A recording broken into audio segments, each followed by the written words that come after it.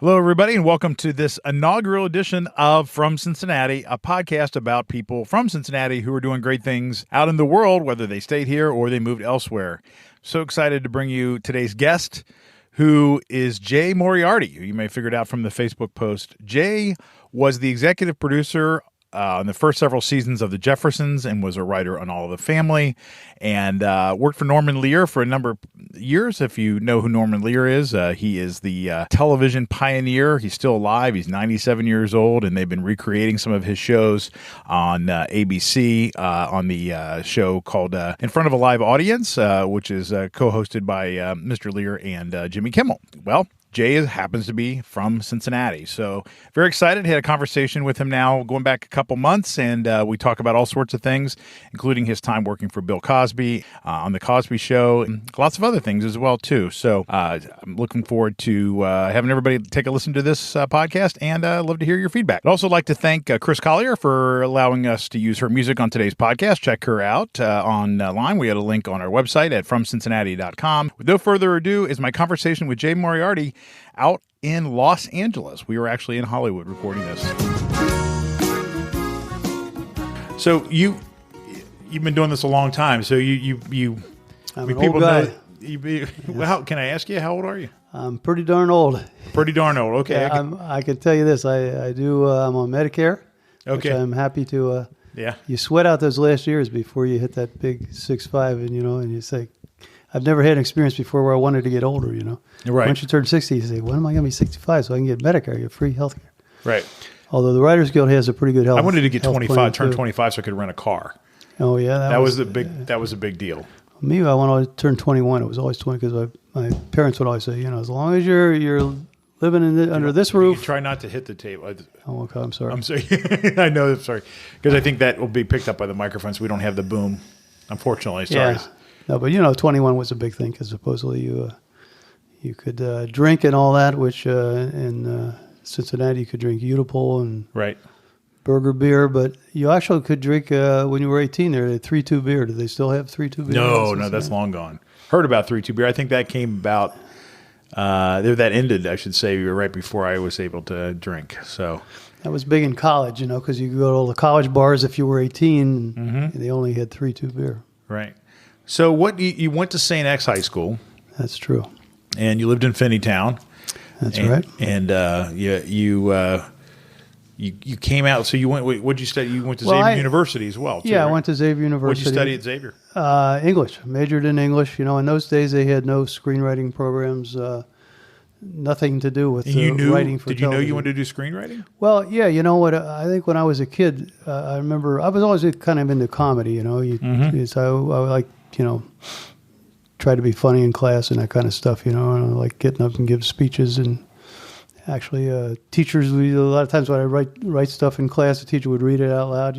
Oh, really? Which kind of embarrassed me at first until everybody started laughing. And okay. You feel a real power if you can actually make somebody laugh. Oh yeah. But it was just a thing. There was a time in there I wanted to be a priest too. But even when I wanted to be a priest, I wanted to be a writing priest. So I always figured writing was.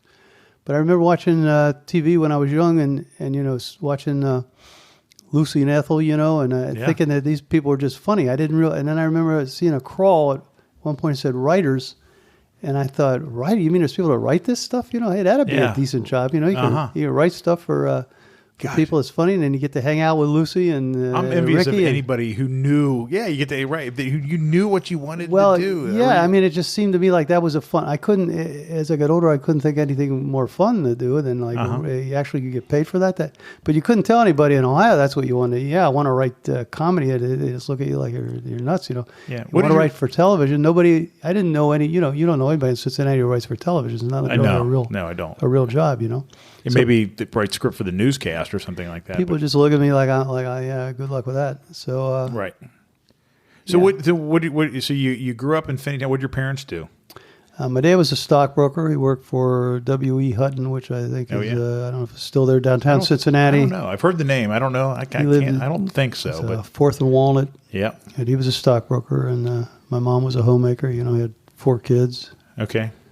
So and then was that a pretty good upbringing? Was it? Yeah, it was. It was nice. We were the white middle class family, you know. So Stockbroker make pretty good money. Then it made okay. We could move from one house to another. I grew up in first I had I think until I was 3 years old, I was the first one. We lived in an apartment in Evans. Was it Evanston? Or something like that? And Evanston, right near Xavier. Then Xavier University. Yeah, really, right, exactly. Yep. And in fact, the way they got that apartment, I remember my mom saying my grandfather was a fireman, and in those days, like after the war, when my dad for the city or something, or for Norwood. Oh, for my the city dad grew Norwood. Up in Norwood. And, okay.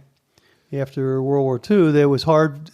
Apartments were like real scarce, and because this landlord happened to be, there was like 100 people trying to get the same apartment, and they knew my grandfather Moriarty was a fireman for Norwood in Norwood. Okay. And so you're Moriarty? Oh, yeah, okay. Oh. Yeah. But then in Gulf Manor, if you know where Gulf Manor is, I lived there until I was 10, and then we moved to Finneytown. Okay. And it was like that. And Finneytown, when it was time for me to go to high school, that's where the new St. Xavier was in Finneytown. Yeah. So it was the closest one to me. And a number of my buddies from St. Vivian's grade school, we ended up going to St. Vivian's in St. X. That's in Finneytown. Yeah, Oh, right. Of course, that's my grandmother's right on parish. Winton Road. I just lived right down from the church. I was like a block away, so I would get all the early masses as an older boy. I had to be at the early 5:30 mass. So you're a Catholic boy from Cincinnati. Yeah, I was raised Catholic. Catholic, yeah. A lot of raised Catholics. I was raised Catholic, and then I went to Jesuit high school and Jesuit college, so I was raised Jesuit then. And yeah. Jesuits good a little more education liberal. of those Jesuits, right? They let you eat cereal before communion. I remember my mom said, "Well, how come you're eating cereal? You're not going to communion?" Oh, yeah. No. Father Schroeder said we can eat cereal before we go. I got yelled at that. My grandmother. It's funny you say that because I've never heard anybody say that except for my grandmother yelled at me one time about, well, you can't take communion now. Yeah. And I'm like, why? She goes, because you can't mix Jesus with toast or whatever it was, a cheeseburger from McDonald's or whatever it was I was eating. Yeah, that's funny. That was definitely a thing. So then you go there, and so about how old were you when you were like this writer thing you're seeing? Well, it's funny because I've just, as I mentioned before, I was just writing a book about that now, and I'm reflecting on all that. And I'm actually writing it. It's a combination like a novel and a memoir because I call the character, the book initially, what I was writing is titled Midwest Murphy Goes to Hollywood. And Murphy is just a name I use I write everything I did. It's about me.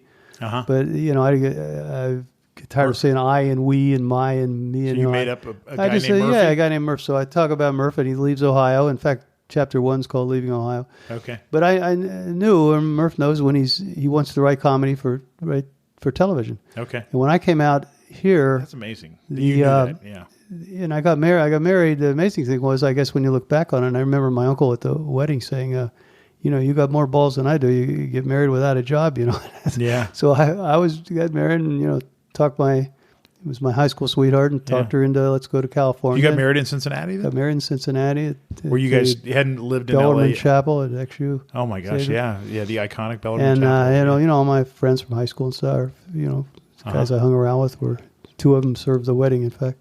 So what did your bride, did she have a job? No, well, she worked as a florist. So she actually, she was like a year younger than me, but she'd taken a couple of night classes in college, but it basically worked as a florist. So when we got here, she was the first one in LA to get a job because she got a job at a flower shop in Burbank. And that was what you're doing. You're moving to LA to get a writing job. Yeah, well, I knew I wanted to write for TV, but I knew nothing about, scripts or anything. We had because nothing you don't learn that in in LA. Cincinnati, I was an English major, so I knew I knew how to spell and I knew grammar. So I figured, but I wasn't naive enough to think I could, walk onto a set and say I'm going to write for the show. So I had to learn. I know I had to learn what I. Can you say about what year that was? Yeah, that was 1968 is when I graduated college. 68, if you recall, was a kind of an upheaval year politically. Martin Luther King was shot. Bobby Kennedy was shot. Yeah. I remember at our graduation ceremony in June, Bobby Kennedy was lying in the hospital. They weren't sure if he was going to live or die. He had been shot the night. I woke up that morning in my cap and gown on my chair, ready to go, and found out that Bobby Kennedy had been shot, and so I had to go off to, the speaker there at the commencement is saying, you guys are starting your world off, but here's Bobby Kennedy shot, Martin Luther King was dead. It was a kind of crazy year. Yeah. So when I came out, I was actually, what I thought, comedy to me, I thought of as a weapon and try to, I wanted to write relevant comedy. The only relevant comedy really on TV at that time was the Smothers Brothers show and Laugh-In, if you remember those shows. They were the big shows back then. And the sitcoms were like Petticoat Junction and Beverly Hillbillies and that kind of stuff.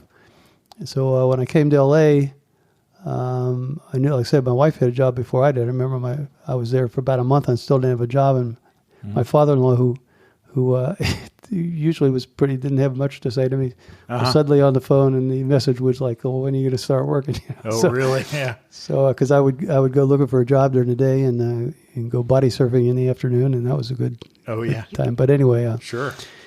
And what a time to be out in California in the late 60s, Well, it was great. It was the mid-60s in July when we got there. We got married in July, and took a couple weeks on a honeymoon going through Yellowstone. I had spent a summer at Yellowstone Park when I was 19 working there. Oh, cool. So kind of went through there and did the honeymoon thing, went down through San Francisco, got in L.A. And it seemed like a while, but when I look back at it, like I'm writing this book, I was actually, September 1st is when I actually got a first job. What I did, I went around to a number of places, and I looked at a chart that I remember. It said a college graduate should make $600 a month. Okay. Which was fine then. You could live on that. So it's not enough to eat. Had a newspaper in Burbank offered me a job for $550, and when I went to as a cub reporter, or whatever, on Burbank. But I said that's not enough. I got to make $600, and I went to an agency, where employment agency, and the guy there offered me a job there. So, well, you can come and you can interview people like I'm doing, and you work here until your job comes. So I said, well, I don't want to get a job helping other people get jobs. But I saw an ad in the LA Times that said communications writer. So I wasn't sure what that meant, but in fact, I minored in communications, and I wanted to be a writer. So I went down and interviewed for that. And I was at what was then called Pacific Mutual Life Insurance Company. They call it Pacific Life now. Mm-hmm. And they had me take a test, and the gal said, "Oh, you scored way high on the test." So she took me up to meet Tom Santley, the guy that became my boss, and we talked. I had my suit and tie on, the one suit and tie that I had at that time, and he put me in a conference room, gave me a yellow pad and a pen, and said, "Write something about the freeways." So I wrote this thing about the freeways, which I include in the book I just wrote. I happen to have the same thing I wrote there, and so cool. Whatever, if somebody wants to say, "Yeah, this is what got me a job," I'm not sure why, but so I wrote something, and so I got hired, and actually it was a great gig. I lasted there almost, it was about 4 years working there, writing everything from advertising copy to speeches for executives and stuff like that. So still with an eye on the prize. Still with an eye, and I was, I tell you, like first, one of the agencies, there was a Rappaport, a life insurance company has agencies all over the country. Mm-hmm. And the Chicago agency was called the Rappaport Agency, and the owner's son, John Rappaport, was writing for all the Laugh-In. So I thought that was great. There's a guy writing for Laugh-In, and I called, went over to see him. I was 20. Actually, if I'm telling this in order, the first writer I met, which was a big deal to me, to meet somebody who actually makes a living writing for TV. There was a Cincinnati, one of my best friends from Cincinnati, Rob Kennedy. His parents lived out here, and his younger brother lived out here, and I went to see them when I came out, to visit him. Mm-hmm. And his younger brother was in high school, and there was a guy, Jack Hanrahan, who happened to be a writer for Laugh-In, and would take them to Mexico on trips. He was part of their church or something, It's a Catholic church. Uh-huh. Jack had 8 kids, and a wife named Rosemary, and he was Irish, so he was Catholic, obviously. Mm-hmm. But when I went to meet Jack, had lunch with. He was from Ohio. He was from Cleveland, living out here. And I was thinking, here's a guy from Ohio, and he's living out here, and he's writing comedy for television. And in fact, later that year, he won an Emmy. He and his partner Phil Hahn won Emmys for writing, and so that was my first. And I figured, well, he's just a guy like me. He wears pants, he wears a shirt, and I could do this. And actually, that's when I first went over to Laugh-In. Jack took me over there, and then I hung around, and he had to go write. And I figured out how I could sneak into Laugh-In, because the first apartment we ended up in Burbank, right down from NBC. Because, if you remember Laugh-In, they always talked about beautiful downtown Burbank. So I just figured, here, that's showbiz for me. I'll live in Burbank. Uh-huh. But I could go down. Is that where the phrase "beautiful downtown Burbank" came from? Is from Laughing? Okay. Oh yeah, from Laughing, because they were shooting in Burbank, which is where NBC is. Sure. And then they would say, coming to you from beautiful downtown Burbank. Okay. Because other people have used that since then. Oh yeah, well that's become a thing, I guess. Is just beautiful downtown. It's kind of a facetious kind of thing. Right. Yeah. But actually, it's nice. I've always liked Burbank, and. Yeah, and anyway, so I was telling you about John Rappaport, who was a writer. This was after Phil had gone. Phil then was working for Andy Williams' variety show. Andy Williams, who's also from Cincinnati. Uh-huh. But, I met John and met the Laughing guys. I was 24 at that time, I think. I had realized by then that, in my mind, the three things you needed to make it as a writer in TV were a spec script, a partner, and an agent. And so I set about to do those things, to get an agent. I knew enough not to go after an agent too soon. I knew I didn't have anything that was really ready to read and get judged by. Were you writing all this time, too? I was writing, yeah. I would write, start out writing like Smothers Brothers scripts. There was no script to see. I would just watch the show, and I'd even write who the guests were and all that kind of stuff, Okay. But as I've just practice or whatever, or well, that's all I knew to do. Yeah, to start writing like that, and but it's that's teaching at USC, as I mentioned. But I always tell my students, the hardest thing's not writing a script; it's the hardest thing's getting somebody to read it. The USC, you mentioned that to me before we started recording, but that was right. That this comes later, but I mean, students, I tell them, that's the hardest thing is not writing a script; it's getting somebody to read it. So it's hard to. Right. Okay. Eventually, though, I didn't want agents to read and say, "Oh yeah, I've read that guy. I know what he seems like." When it wasn't really what I wanted. It wasn't good yet. You know what I'm saying? Mm-hmm. I remember when I went in those 4 years, I went to a number of this place called Sherwood Oaks Experimental College, which Gary Shusett, who ran that, he would have a lot of people, like everybody from Paul Newman to George Carlin. He had to get real people come and you'd hear them talk. Mm-hmm. And I remember Paul Newman saying one of the people in the audience asking Paul Newman what advice he would give to young writers, to young actors, and he said, "Don't get your break too soon." Really? And that always made sense to me. It's like, don't be pushing it, and don't, be ready before you, have money in the bank before you write a check or whatever. So when I got the feeling that I was ready now, and I was like 25 at the time, I showed some material to an agent. He agreed to represent me, and then I went looking for a partner. Sherwood Oaks College that I mentioned, the Sherwood Oaks experimental thing, it was like I saw where they had a comedy writing workshop. In those days, a comedy writing workshop was just not something that appealed to me, because the workshop sounded like some kind of group thing, and you're working at it and all that kind of thing. But I thought maybe I'll meet a guy there or somebody who, like a partner, and that's how I went there for. And when everybody said their names, I remember Mike Milligan, who became my partner. He was when he got around to introduce himself, he introduced himself and said he had just had an article rejected by the National Lampoon, which I thought was funny, because one, I read the National Lampoon religiously. That was my kind of humor. And secondly, the fact that he had the,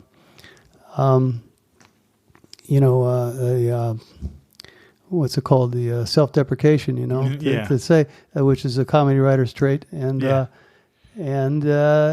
he actually completed an article and submitted it. So he had some ambition. So I afterwards I went up, just myself, and basically said, I'm not looking for friends. I'm looking for a partner that you want to trade some stuff.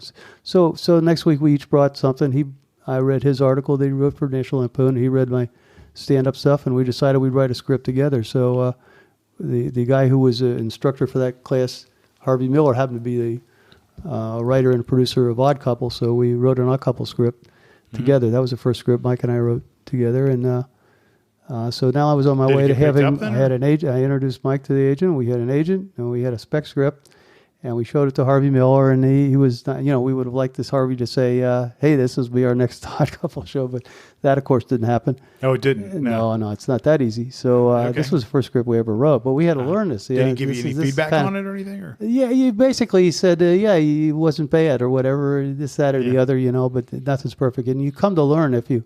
ever did, which has been a few years from then, that I really realized. I mean, if you're doing a show, the people that are doing your show, if you're trying to write it as a freelance writer, you don't want to do that because you're not going to hit the mark. You're not going to. They know their show so well that your script is not. They know what works. They know the form. There's like a formula almost. They know exactly. They know the characters well. They know.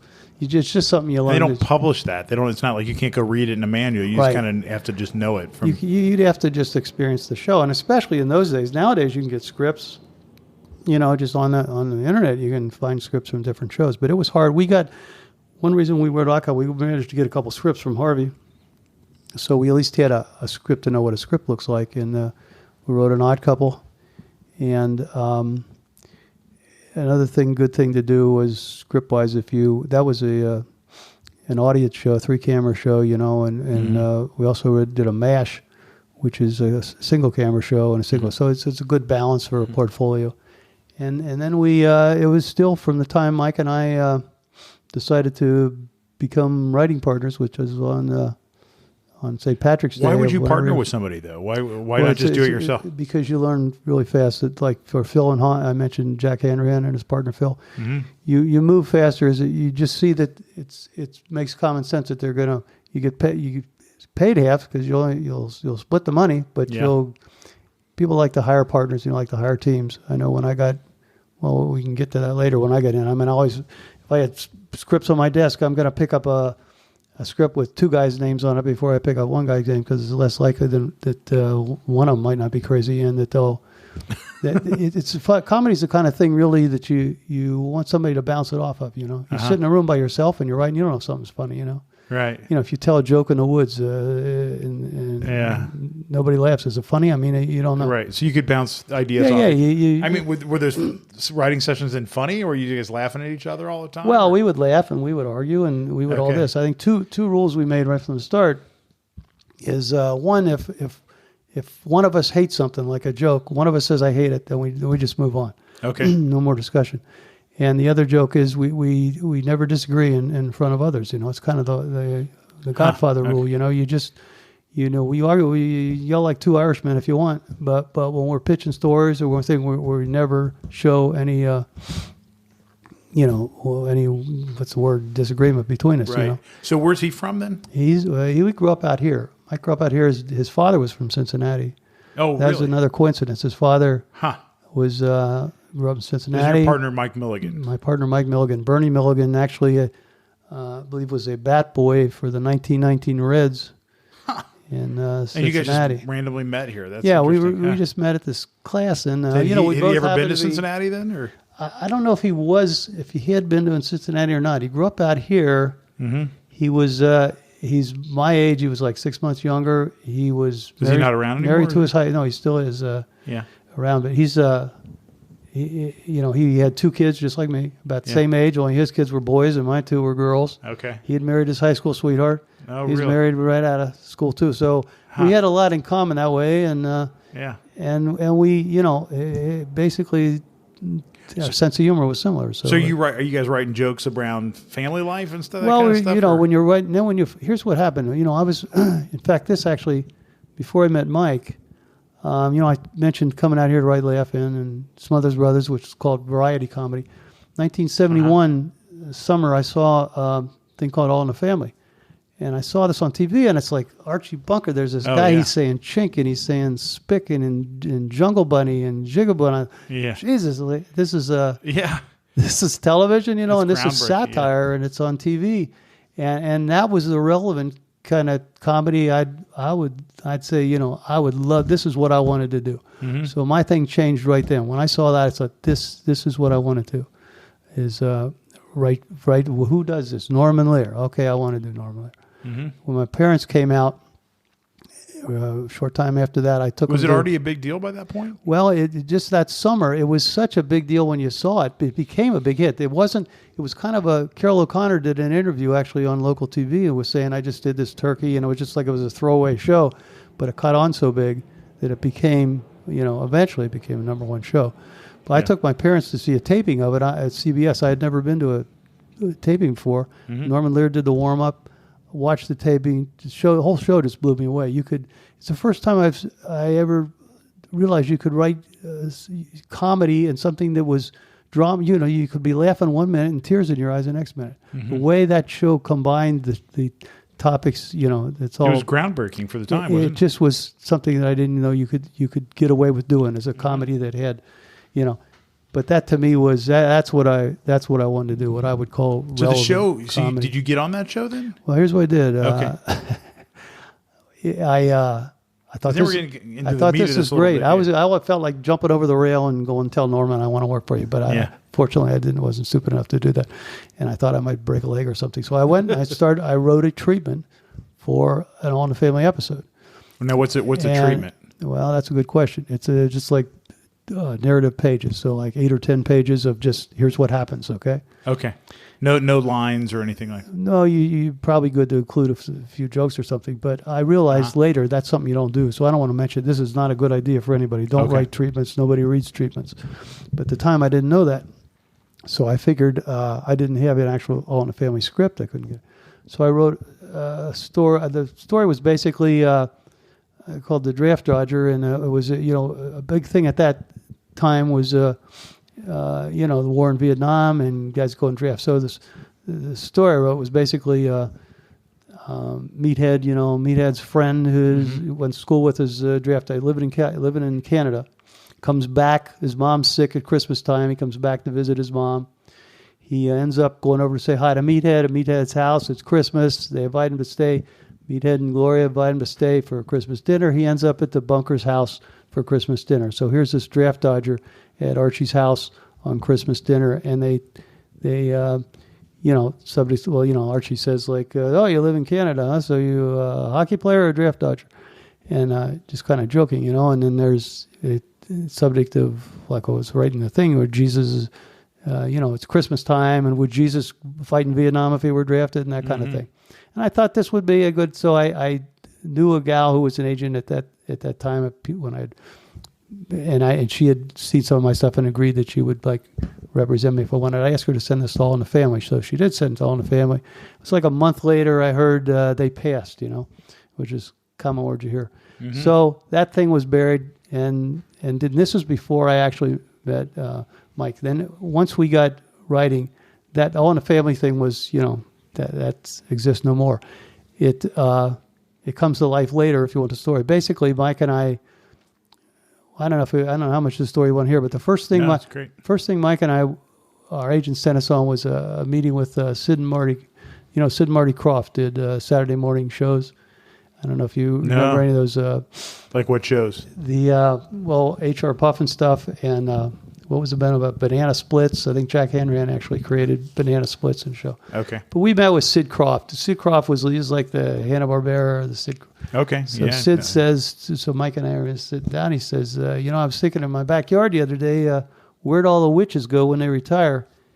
And, we look at it, well, we don't know where they go. So he says, well, you know where they go? They go to this, it's an old movie studio. It's not in use. Nobody's there anymore, but there's 3 witches live there. And one of them's Witchy Poo.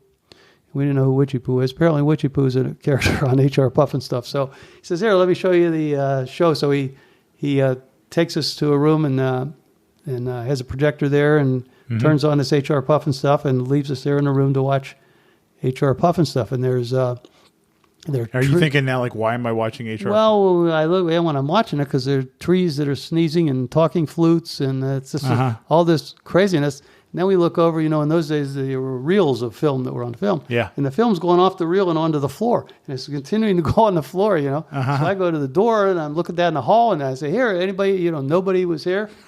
And Mike finally gets a brilliant idea, Milligan, and he pulls the cord out of the wall. So, and then we look around and at least the projector stopped. Nobody's there. And I say, we don't do this stuff anyway. Let's get out of here. So we just took off. And then I called our agent. I said, Lou, we don't want to do the Saturday morning stuff, We want to write primetime television. And I remember he said at the time, you guys belong at MTM. MTM was Mary Tyler Moore and Bob Newhart. Yeah. And I said, no, we want to write for Norman Lear.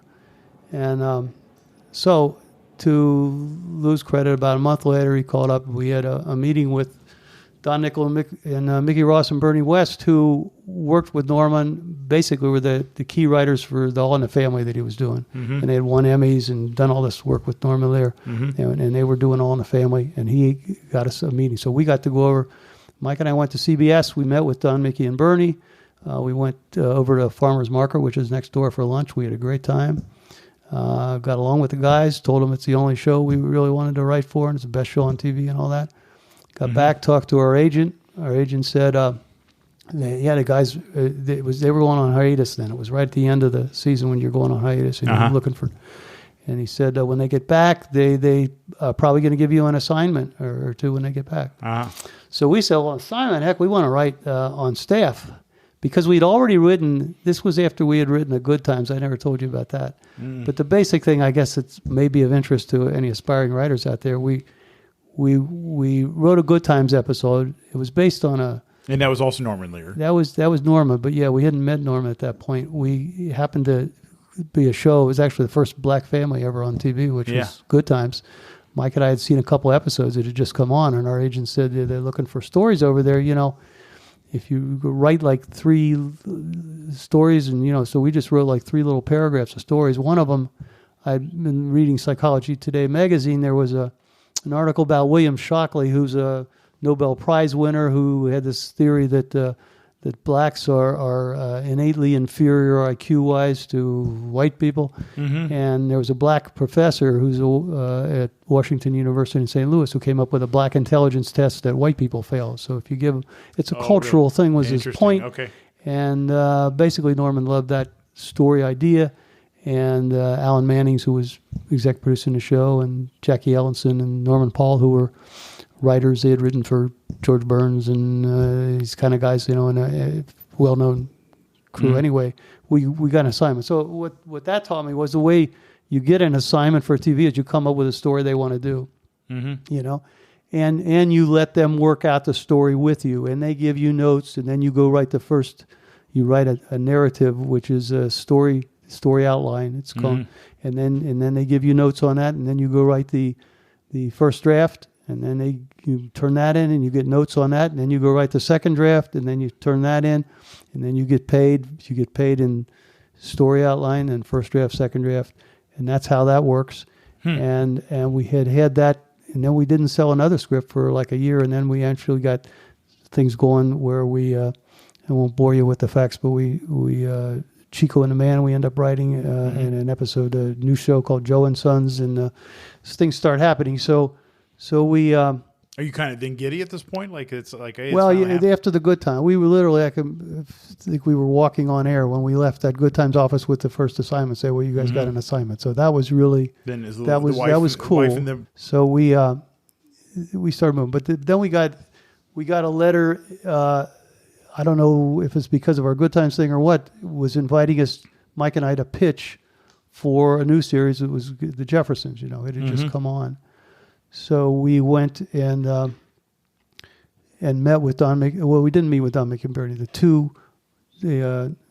Gordon Mitchell and Lloyd Turner, who were the story editors. There was just the 3, Don McInerney, and then these 2 story editors. And we went and met with them. We pitched stories. By now, we had learned how to pitch. We'd usually pitch at least 3 stories. We'd work up 3 stories before we went in. And then we'd have other notion ideas in case they didn't like any of the stories.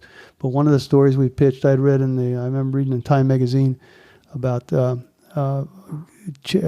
was becoming a trend for adopted kids to track down their families, which you couldn't track down your parents before this. Okay. Start happening. You got a lot of your ideas in by reading newspapers and magazines? Yeah, that's where you get them all, especially with all those shows were very topical, So that's, this former former, maybe sometimes current journalist. That's interesting. That you read the papers and the magazines, and that's where you get your storylines. Time magazine, Rolling Stone, anything that has topical stories.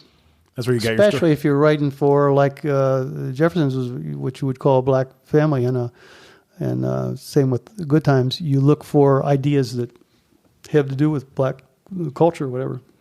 Okay. But so to take that adoptive thing, I was thinking, how do you translate that to Jeffersons? And what if a girl shows up and says she's Louise's daughter? So that's what we that's what we pitched, and it happened to be the same time that George was in the Navy, because we knew George Jefferson was in the Navy, and Lloyd and Gordon liked the idea.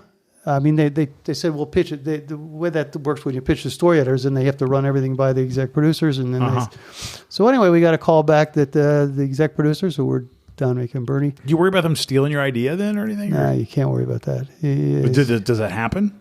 No, I mean, I can tell you in case what happened with us, but I won't go into that now. Okay, but you don't really worry about it. No, you can't worry about that. It's like a friend of mine once said, "Don't die with your secret." You can't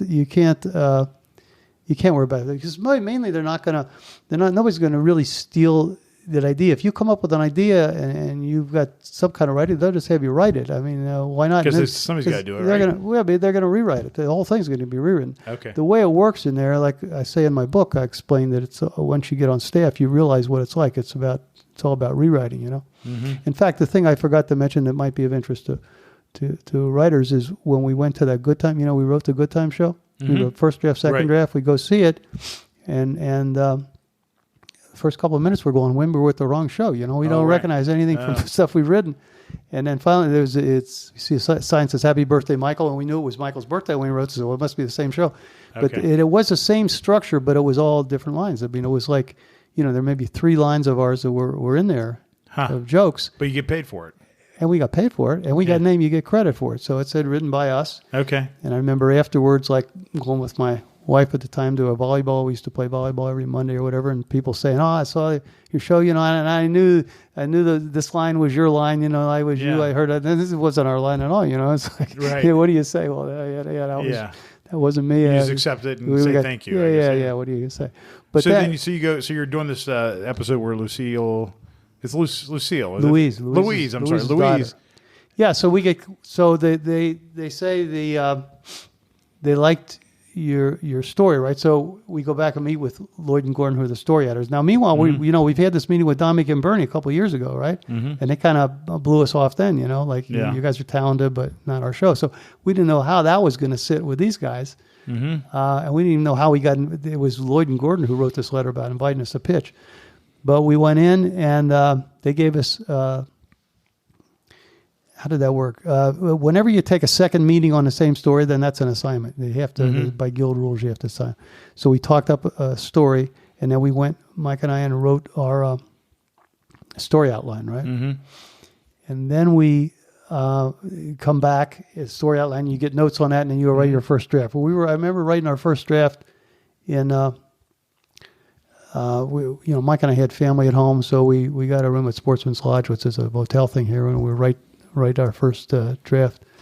And I remember you got away from the family for a little bit. And the night before we had to turn it in, we're there typing the thing in the room, and we had the Jeffersons on. They just happened to be on TV. Mm-hmm. And I remember George saying, "Aha," he says the "aha" to Louise or something. So I just type in the script, and I thought, I typed the 3 of them, "aha, aha, aha," and she says, "Don't you aha me, I'll aha you if I want." I just took off on that, what I'd seen on TV, but all writing our own stuff.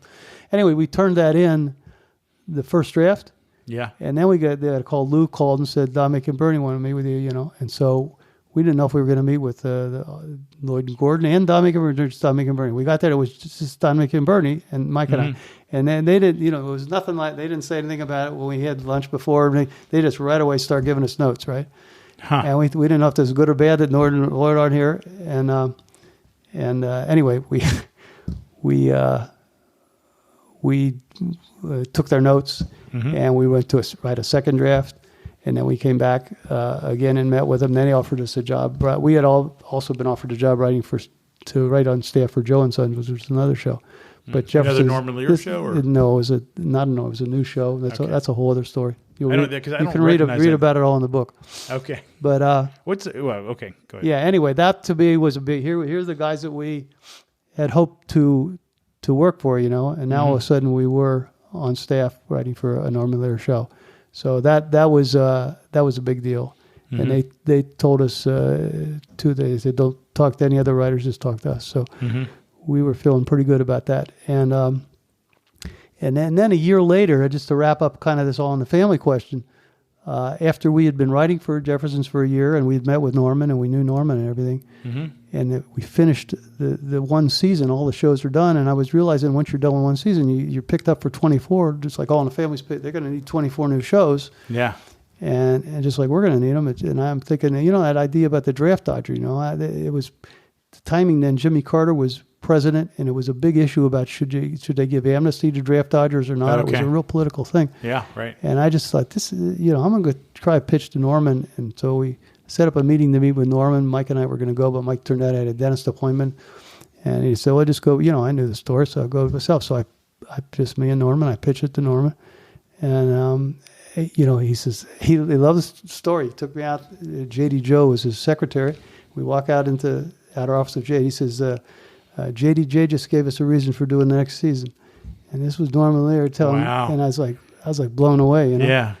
Boy, I want to put that on my tombstone, Right. But I hear, was great. so you the guy that you idolized, now just basically giving you high praise. Well, it was incredible. Yeah. This is a rare moment. And it was great. And of course, we had, and now I figured I had a chance because this is the way you said, Norman knew us and he knew we were, whatever. And in fact, after our first meeting, he wasn't just a big deal to you. He's a big deal to a lot of people. He's still a legend. Yeah. He's still alive. He's 96. Yeah, and he's a legend. I mean, he's a legend among. He's still he's everything you would think. And in the book, you still know him? Do you still? Oh, sure. Okay. Yeah, I've seen him like twice in the past couple of years. He's wrote his own book and everything. How long did you work on the Jeffersons then? Well, it was through the 7th season. So we started out as writers. We were like the lowest guys on the totem pole. Yeah. And we ended up exec producing the show, running the last 2 years. We ran the whole show. Did it just go 7 seasons, or? No, we left after 7 seasons because we got an offer to do development where we could get the same pay we were getting and just have to think up ideas. So we thought really? Okay. That sounds pretty good. Yeah. But anyway, we thought. So you know how many seasons it went?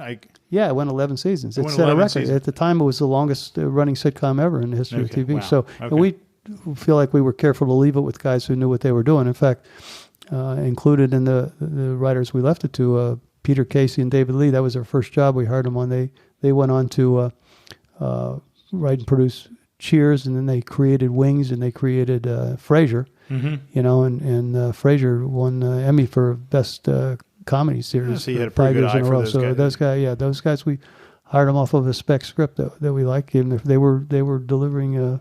And then they were off to the races there on there. Well, they spent 6 years. So there, you like their hero then? I don't know if they want to even admit that they wrote for the Jeffersons now because they wrote for such high. Their shows are. Well, I'll leave it at that. But anyway, they're big shows. But yeah, but Jeffersons was nothing to sneeze at. No, Jeffersons, like I say, it was the longest running show there. In fact, it's an iconic. They just did a documentary a couple of years ago. It's on Unsung. If you look up Unsung Hollywood, it's the documentary, and they really kind of put the show into perspective. It's Are you in that documentary? Then? Yeah, they interviewed me and Norman and my partner, but the interviews were like an hour and 2 hours a piece, but they're just little clips of us in there. But they start off with footage from the racial stuff, in the 50s and the 60s, the marches down south and all that kind of stuff. And it's interesting. When in the book, one of my main dedication in the book, before we do, I'm curious of these 2 episodes you brought up about Louise and having the kid looking for their adoptive parents, and then this episode with the draft dodger. All in the Family. Did these ever get made into episodes? Sure. They did? Okay. They were what would happen, and I think in Steve Hoffman's article that you were referring to before. The Inquirer, the guy before John Keyswater, for context. For people. He writes that was in 76, I think, and Mike and I wrote the Christmas episodes for both shows. We wrote the Christmas episode. It was the original episode we wrote for the Jeffersons and for All in the Family. So this episode was a Christmas episode of All in the Family. And it was interesting about the All in the Family, the draft dodger thing. I thought we pretty much presented it so most people kind of side with Archie, I mean with Meathead. Yeah, with Rob Reiner's character. Mike, kid, right? And gee, the meal was 50-50. I mean, it's like 50 people said, you tell it like it is, Meathead, and the other 50% was right on, Archie. And this, I'd be curious to ask you about that because you touched on something I was thinking a question. I read an article a while back that there was talk about how All in the Family was groundbreaking, because it took this guy. It was this, you called it satire earlier, and it took this guy who was this, out and out racist, and then you got Rob Reiner, who's the peacenik with his Gloria, and and Edith is the trying to balance it all and kind of looks bumbling, I guess, in the whole thing. And then people look at it as like this earth, changing kind of thing. And I guess they related it to like Stephen Colbert when he did the not the current show on CBS, but the Colbert Report, where he was doing like kind of a making fun of Bill O'Reilly on Fox News. And people loved All in the Family because it was like earth shattering and changing. And then the same, you take the other half, the people watch it because it confirmed what they believe. Right. Yeah. So where do you land on that? That's fascinating. Did you ever think that when you were on the show? Did you guys because you called it satire and then some people looked at it and said, well, that's right. Archie's right. Well, I don't know. Where do you land on that? Well, I think I would land. Okay. Well, for instance, one of the first episodes I remember seeing was where Archie says he refers to Chinese guys as chink, and Meathead tries to point out, that's kind of a slur to somebody chink, and he says, but besides Archie, that guy's not even Chinese, he's Japanese. And Archie says, oh yeah, so you can tell the difference between a Chinese guy and a Japanese guy? And Meathead says, yeah. And he says, yeah, you'd say, hey, which one of you is the chink and which is the Jap?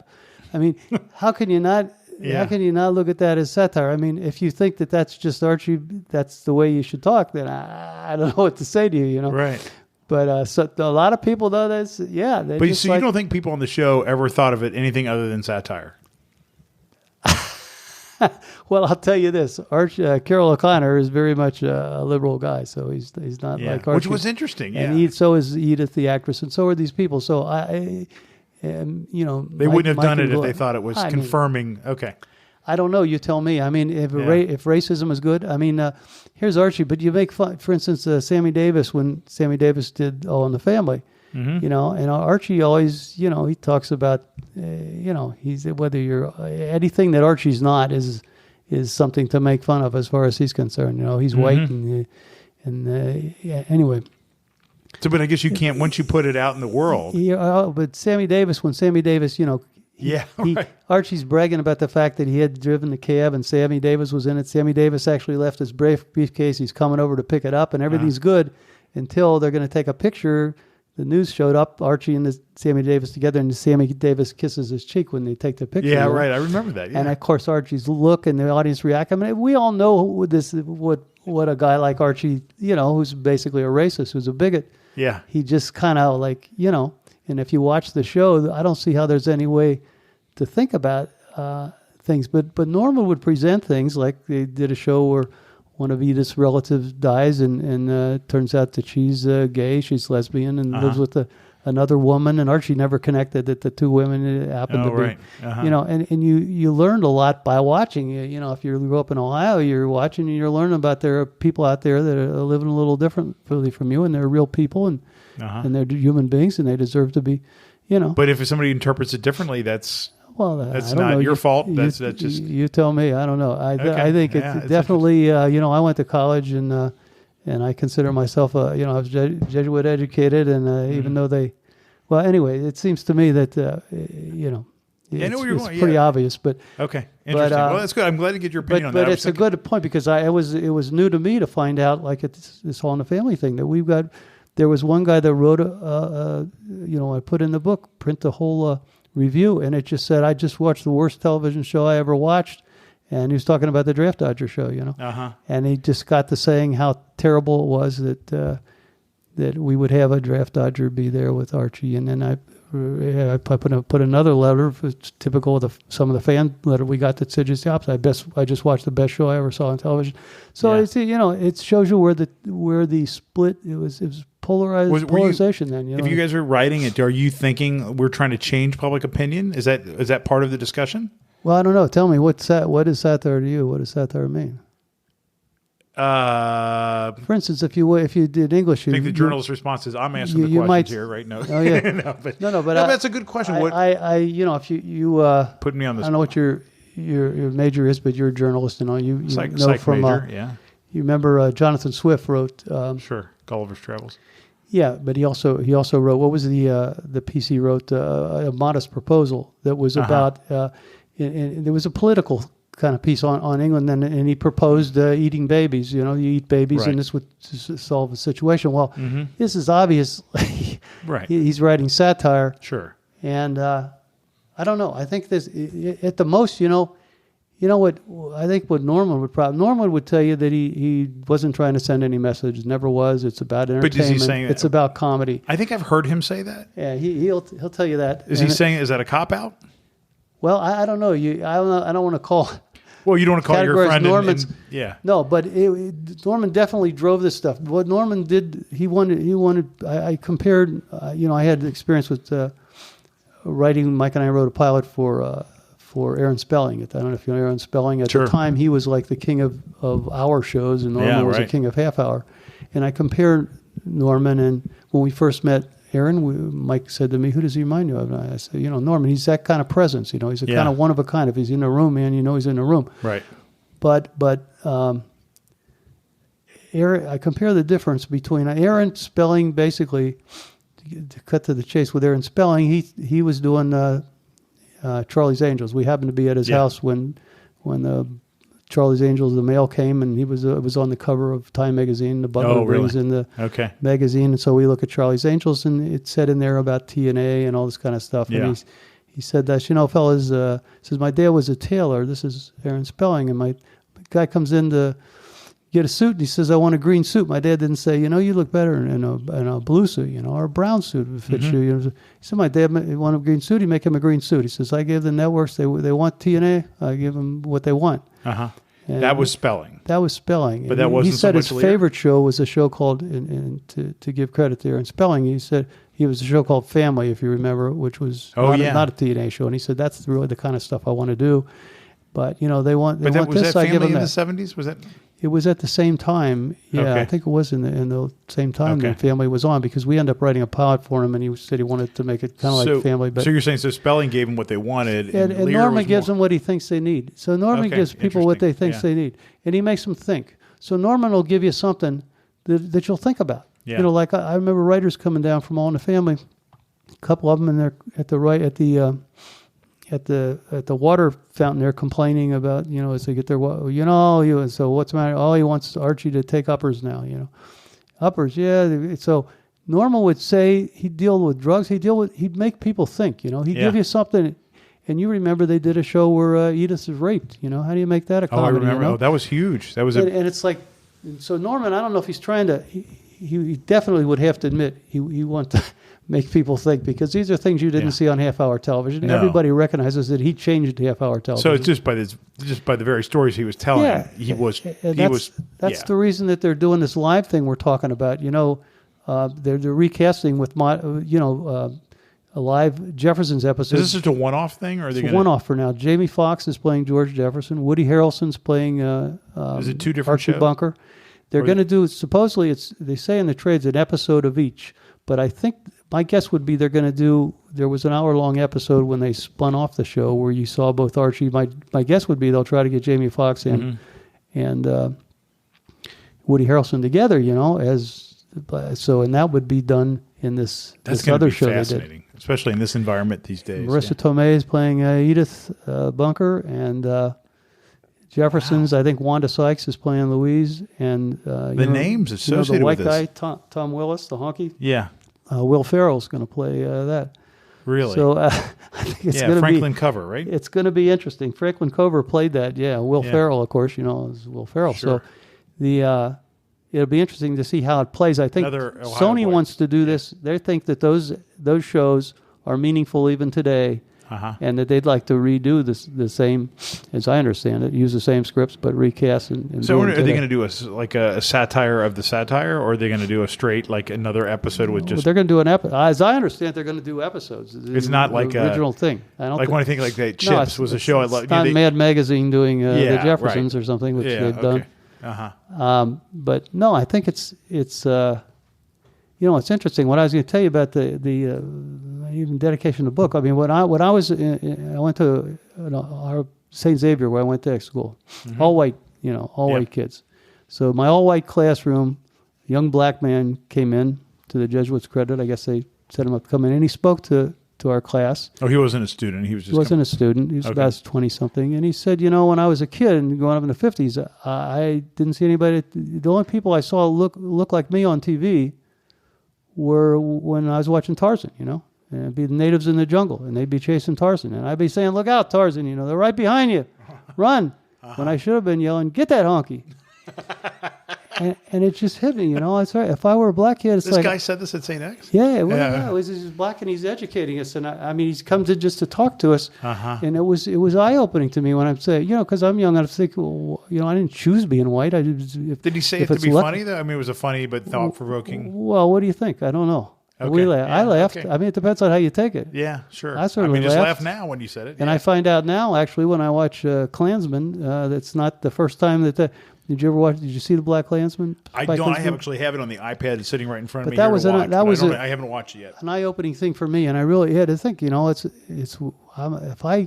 if I grew up in the 50s and whatever color I was, I didn't see anybody look like that on TV. It's like a whole different experience for me. And so when I found out there were black shows like so-called black Norman Lear's doing and stuff, that's just really just the fact that we had a black family on TV, a loving family, B, a family with money, that you don't see. They're not a poor family like it was on Good Times.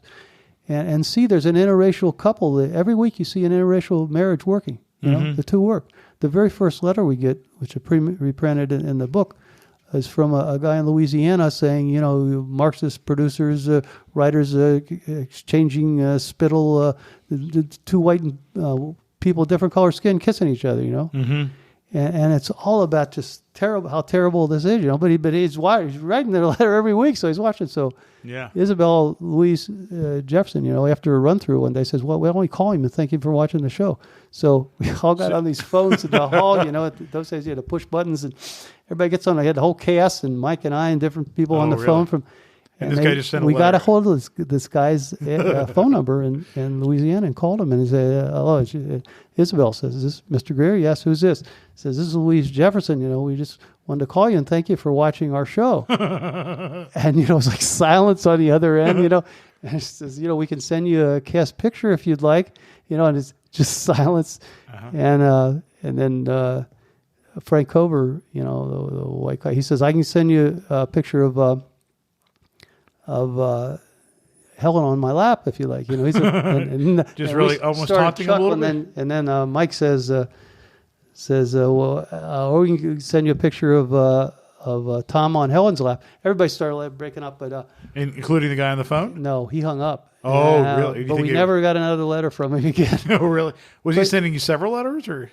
Oh, yeah. It was several letters, and each one of them would list all the names of the sponsors, like Purina, I remember was one of them, and a different sponsor, and he had copies to them. Oh, really? And he had copies to the producers of the show, copies to the network. It was like, he was just so offended by seeing an interracial couple, black and white people kissing on TV. I wonder what happened to that guy. I say that to point out how groundbreaking it was. You didn't see, here was an interracial marriage that worked. And I think, and a lot of people in their letters would say that they liked the fact that, there was this couple on, and that we treated it just like another couple. And I think that was so, Norman deserves all the credit for those things he did. One of the writer-producers, guy was executive producer of Maude, Rod Parker, had a Christmas present for Norman, painted as a black man. So Norman had in his office a huge painting of Norman Lear as a black man.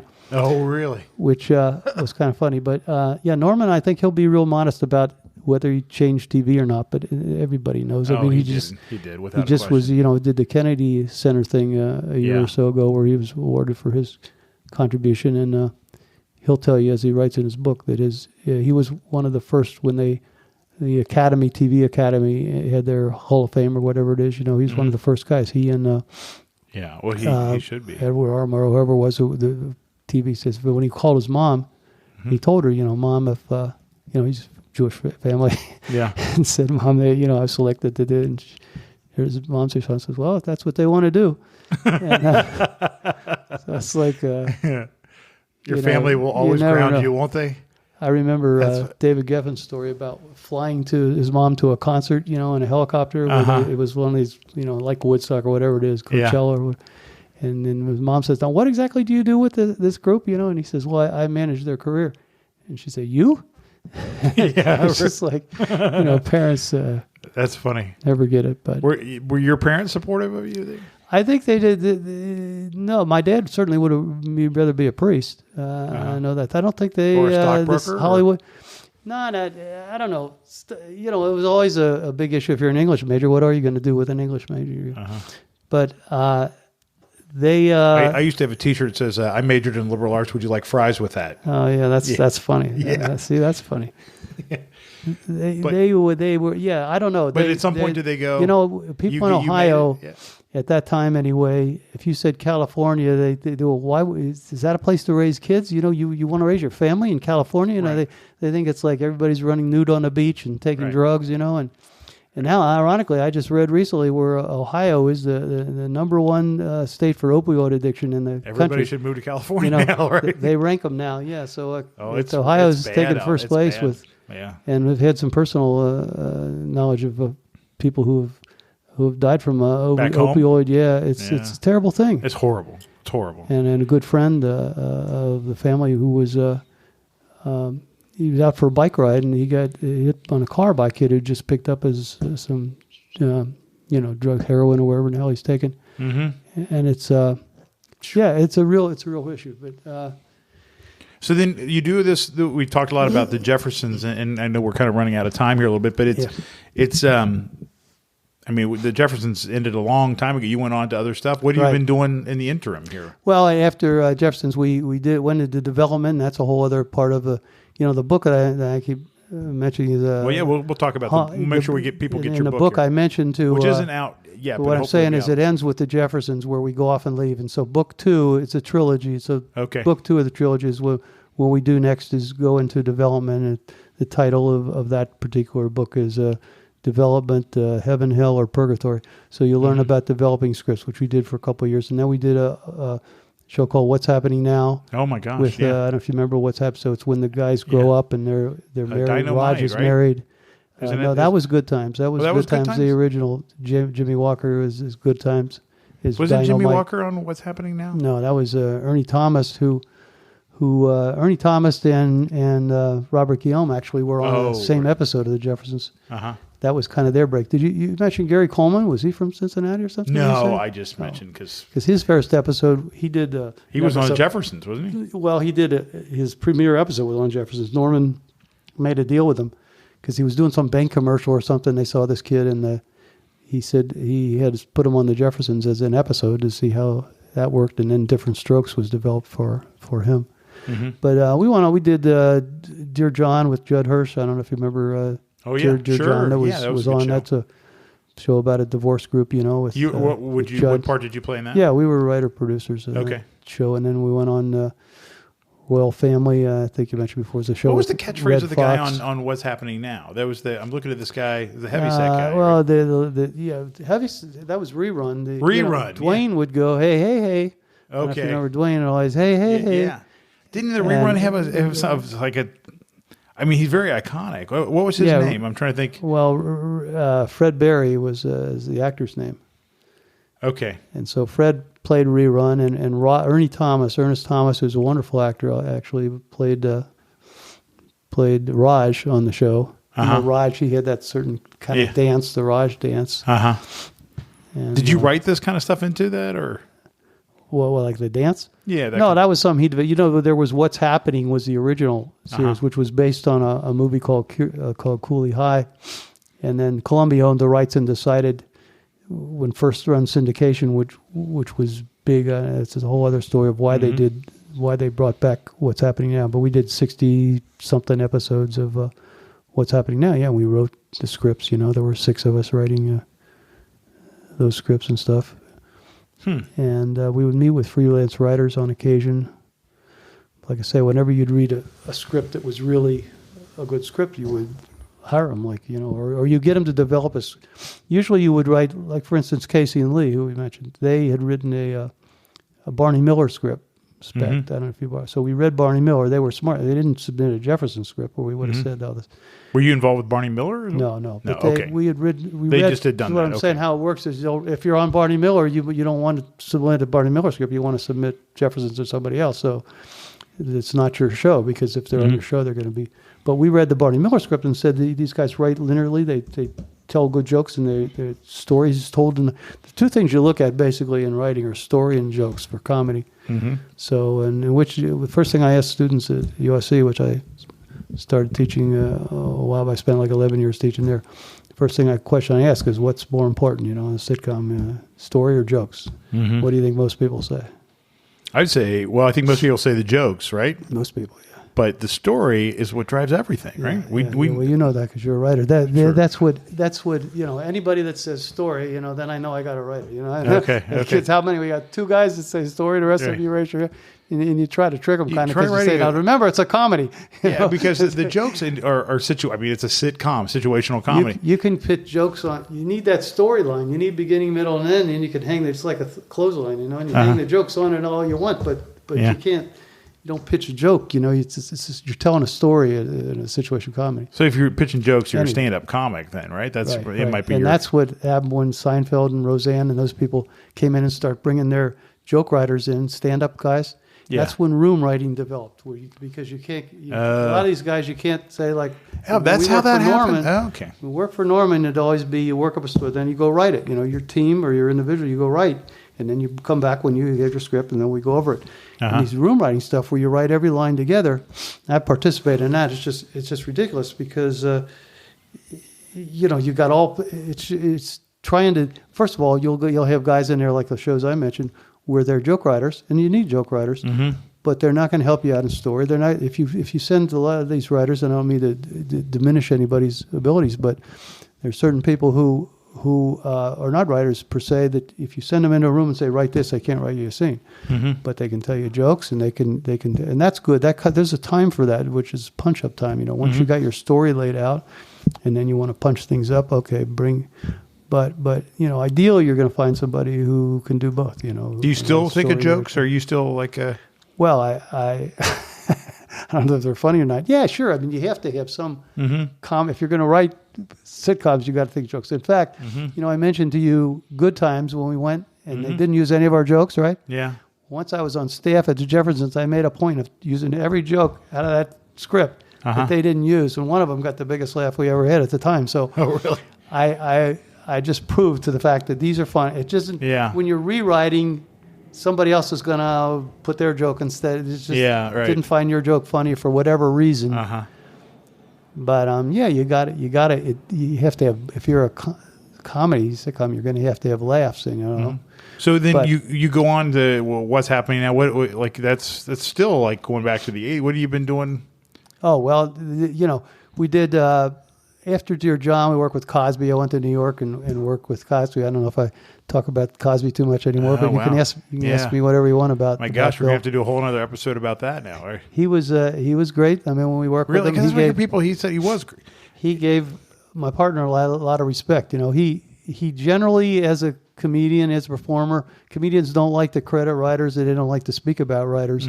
But he actually going on Arsenio, he mentioned my name and Mike Milligan as did he really writing and producing his show, and I thought that was a very sweet thing. He loved New York too. He used to be back there freezing and say, Bill, there's a place where the sun's shining now and there's palm trees. He had a house out here, but he loved walking around and meeting people like the homeless people. He'd always come to work and have some story about he said some guy asked me, give him some money for food. Well, I took him into the restaurant. I paid, instead of giving him the money, I don't know what he's going to do with it, but I give it to him. So what happened? I mean, that's a whole other episode. I mean, you knew him personally then? Well, yeah, we work with him. Yeah. Yeah, and you never got a sense like there's something...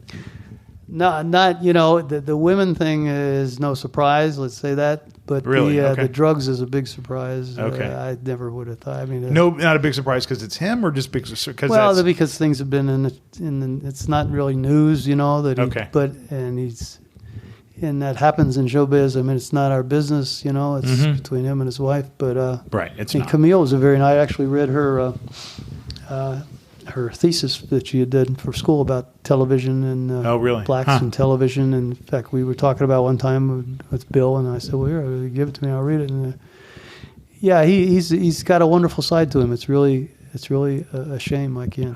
It's tragic. I think it's so people just don't, because there's this dichotomy now of like this guy we now know in the news and court and everything, and then the Cosby Show guy. There's this dichotomy. People don't know how to. I think people that even know him, I've heard interviews and people who just loved him because he was talented, like the Music Hall show or just watching Cosby Show at 8:00 on Thursday nights. And you just don't know where to put this in. It's like it doesn't fit. You don't know where to put it. It's a shame too, because he kind of sounds like he doesn't get it. He's still kind of denying it. It's the hypocrisy though. If you took the comics, it was a comic that kind of outed him. Mm-hmm. And if you talk, he didn't, Richard Pryor and other comics.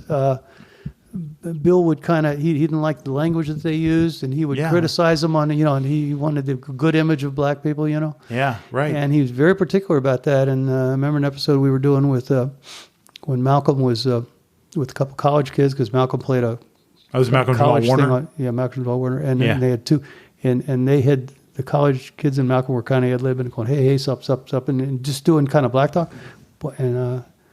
Cause happened on stage, and he just chilled. What is this? What is this? Your college education? He didn't. He was so protective of black dignity. Yeah. And so to be doing what he did, the hypocrisy of it is a little kind of. It's hard to. It's hard to. So comics are like he's telling us what to say, and this guy's doing this. It's like, yeah. It just breaks your heart. Yeah, breaks your heart. It's very sick, because he went from being America's dad to. Persona non grata, and it reminds me a lot of what's his name from Penn State, the coach, Joe Pop. They got this one day, you're that old, and there's a statue in front of the state, and the next day they're tearing down the statue. And, it's so sad, Yeah. Oh, it's just incredible. It's like it's incredible. So, what are you doing now? What's the latest and greatest? I'm hoping to get a talk with Joe Wessels. Okay. Joe Wessels and get I know I'm hard to get a hold of these days. Yeah. So, I spent after I started kind of winding down the TV stuff, which they always want younger TV writers stuff to get in. Well, no, it's all about a younger thing, and I don't even know shows that I would or could write that are on. The sensibilities are just different. But I never thought I'd be teaching, but I had a call from USC a while back about teaching down there, and so I end up going figure. Well, they have an amazing film school, don't they? Yeah. So USC is arguably the best film school in the world. They come from all over the world, go there. But a lot of schools do have. There's good schools like Chapman, which is a little south of us, and of course NYU. And when I was you're a professor. When now. I was in college, one reason I do they call that, you professor? Well, I like them to call me Professor Moriarty. That's one of the perks. Yeah, that's cool. Professor Moriarty was the bad guy in Sherlock Holmes. I try to be a good guy. He was the evil nemesis of Sherlock Holmes. Oh, okay. Didn't make that said connection. I always tell the kids, that you call me Professor Moriarty. That's the main reason I come here. Certainly not for the money or anything, but kids would call me Professor Moriarty. I said, after the last day of class, I would tell them, now that you've taken a class from me, you can just call me by my first name. But by then, they're so trained that they still today will call me Professor when they see me. But that turned out to be a lot of fun. I wondered what I would, how I'd going down to teach young kids. There's going to be a lot of kids that think they're smarter than you are and know all this stuff and and it's going to be a real pain in the ass or something. People told you that ahead of time? Well, I just anticipated that. I was wrong because I found out that what is like second nature to me now is a revelation to these younger kids. I would teach undergrads and graduate students, and some of them have gone on to do their own shows and stuff now. It's really good. But even, I used to tell them, you don't have to go. It's like you take a history class. You don't have to be a historian or something to, you're learning something. So you take a writing class, and I have students go on to be ministers, so they got to write sermons, or lawyers where they have to write stuff. I've always said with writing, with me, I had to practice good at my writing. I thought, no matter what else you do in life, if you can write well, you can fool a lot of people. I've thought that for a long time. You tell me. Yeah, right. You can fool a lot of people by just being somebody could string a sentence together, cover more than a couple sentences together. That it's a pretty amazing thing. So, and then you've got an emergency contact. You said now your grandpa. The sweetest, most beautiful emergency contact the guy could have. Okay. And her name is Nancy Allen. Yeah, in fact, she's and anybody, if you've seen Carrie, the movie, she's plays a bad girl in Carrie, John Travolta's girlfriend. She's starring in Dress to Kill, if you remember Dress to Kill. Nancy's been doing a lot of stuff. RoboCop. A lot of people recognize her from RoboCop. I didn't recognize her from any of those movies, but people how'd you guys meet her all the time. We met actually at a poker. She's the executive director of a cancer support center called WeSpark. Wow. So she's not doing acting anymore? Basically, she's retired and doing her exec producing that. She's kind of, she likes to, she gets invited to go speak everywhere and stuff like that, but she likes doing what she's doing now. So that's great. And you got grandkids? I have grandkids. I have 4 grandkids. Some in Ohio, too. In Columbus, Ohio. My daughter, Colleen, and my son-in-law, Jeff. And there's Lacey and Maya Jane, who are living in Columbus. I can tell you're a very proud grandpa. You've mentioned your grandkids several times. Yeah, it's neat to be a grandpa, you know. I know I have friends, like a friend is... his little grandson, like 4 or 5 years old, and he says, "Well, we go out. Don't call me Grandpa." You know, he doesn't want to. Do you have a name? Because well, they call me Grandpa, but I've always some little kid calling you Grandpa and running Grandpa, especially when they're young. You know, they don't run like that to me anymore. But it's just great. It's a joy that I never anticipated. You know, you have kids, right? So I've got a 4.5-year-old, and you'll see that someday. My sister has 4 kids. Her oldest is 18. The twins are 14 now. And I remember the first time my nephew, who's 18, he called me uncle, and I'm like, "Come on, don't call me uncle." I just don't know if I sense it's like the same kind of feeling there that you're saying. I just like, am I an uncle? And then now, of course, I completely love Uncle Joe, and that is it's a cool thing. And then now I have this little girl who calls me daddy, and she found out she was pregnant about 4 days before my 40th birthday. Wow. And lived in downtown and over the Rhine, was living the life, living downtown, working downtown. And then the girlfriend at the time says, "Hey, I'm you're what?" And then and we've known each other since we were little kids, so it was it's been a beautiful thing. And she's the little Emery. She's adorable. She is the light of my life, and she's got 2 brothers too that are from Nicole's previous marriage, and we're 5 people. And I started a new job, and which was out in the burbs in Green Hills, kind of close to where you're from there in Finneytown. Right. And I live in Loveland. So downtown is like this other place. My life completely changed over the matter of like 4 weeks, and it's been amazing. So it's neat. I get that totally. It's a heck of an experience. Yeah, I wish you all the luck. One last question I think too is just, how do you think Cincinnati? What do you think of Cincinnati? I guess maybe I'll ask 2 questions. What do you think of Cincinnati these days? Do you think about Cincinnati? Think about Skyline Chili? Do you think about the Reds? Or do you care about that stuff?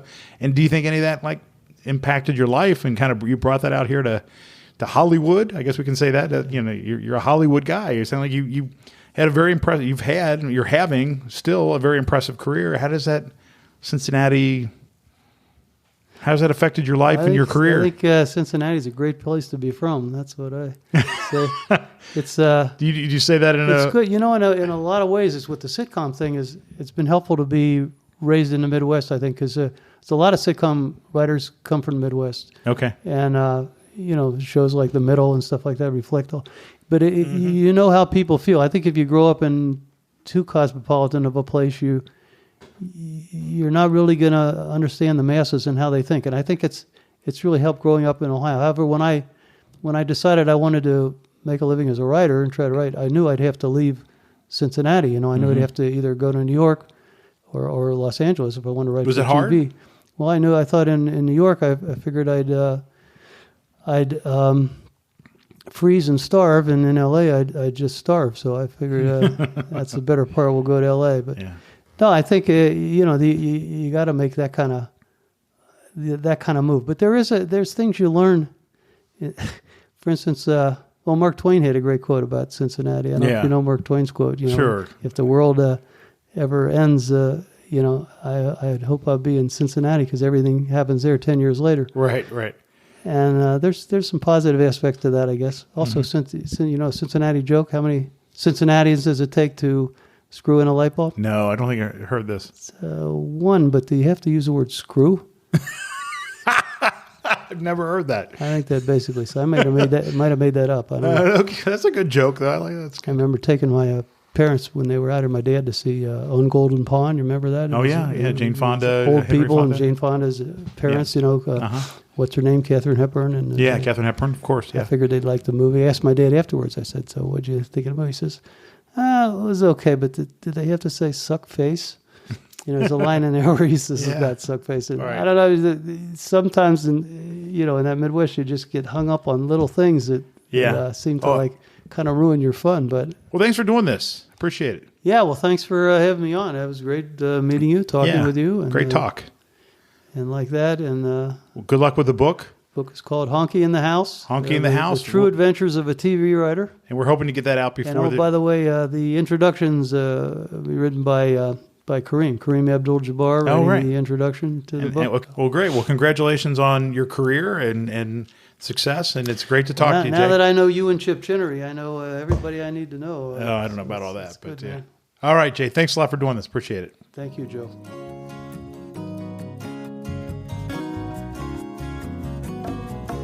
Well, I woke up this morning, noticed snow had fallen.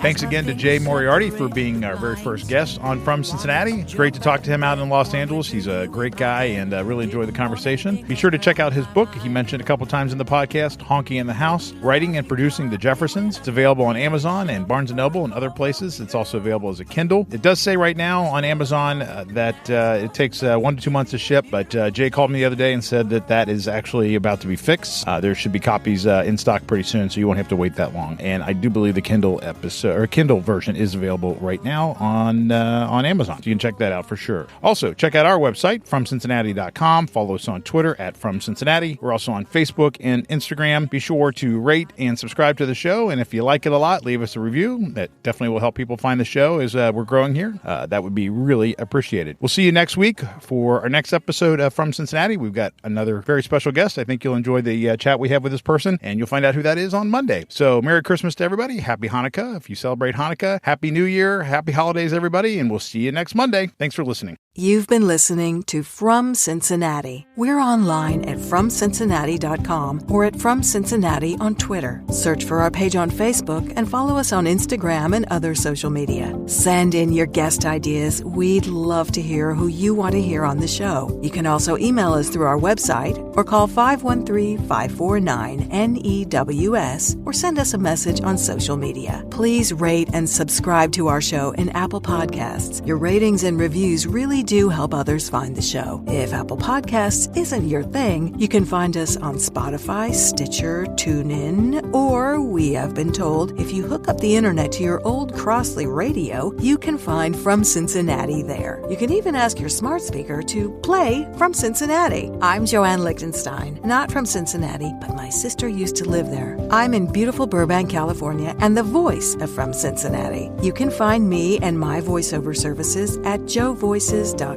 From Cincinnati is a production of High Priority Partners, LLC, and is distributed through Loveland Local News. Copyright 2019, all rights reserved. Thank you for listening. We'll see you next Monday and every Monday for a new chat with someone new, because everybody has a story, but not everyone is from Cincinnati.